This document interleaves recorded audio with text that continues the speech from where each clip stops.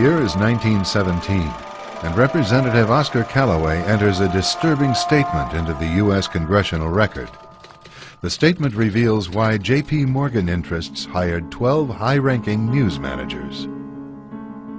The 12 were asked to determine the most influential newspapers in America. They were to figure out how many news organizations it would take to control generally the policy of the daily press of the United States. The 12 found it was only necessary to purchase the control of 25 of the greatest papers.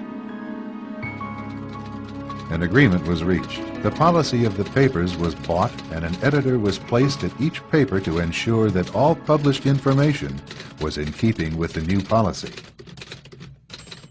Soon, that policy would be defined by a front group formed by J.P. Morgan and his colleagues. In fact, Morgan's personal attorney was founding president of the organization, the Council on Foreign Relations.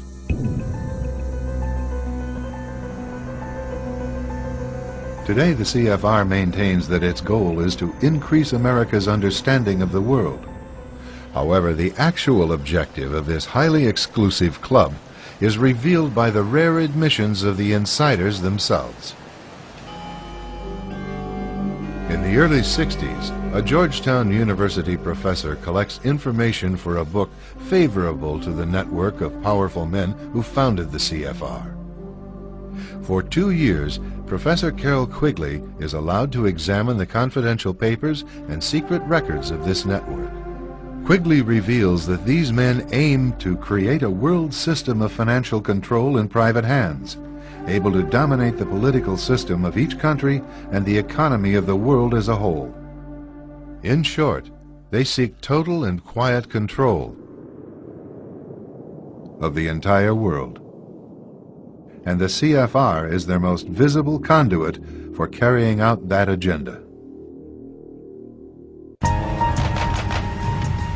CFR members include America's wealthiest tycoons, as well as the highly placed elite in government, academic institutions, tax-exempt foundations, and the establishment media. Ruling Class Journalists, written by Richard Harwood, describes the CFR membership as the ruling establishment in the United States.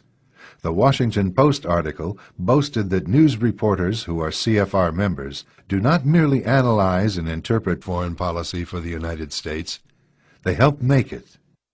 Who are these policymakers? Many of their faces are familiar. NBC's Tom Brokaw, CBS's Dan Rather, ABC's Barbara Walters, Jim Lehrer of PBS, William F. Buckley of National Review, media mogul Rupert Murdoch, owner of the giant multifaceted News Corporation. These media heavyweights, and many others like them, are members of the CFR. Powerful corporations are also invited to become members. At the close of the 20th century, CFR influence presided over far-reaching consolidations of media control. In 1995, CFR members Michael Eisner of Disney and ABC's Thomas Murphy merged their media empires. Soon after the merger, the Disney-ABC empire becomes a CFR corporate member.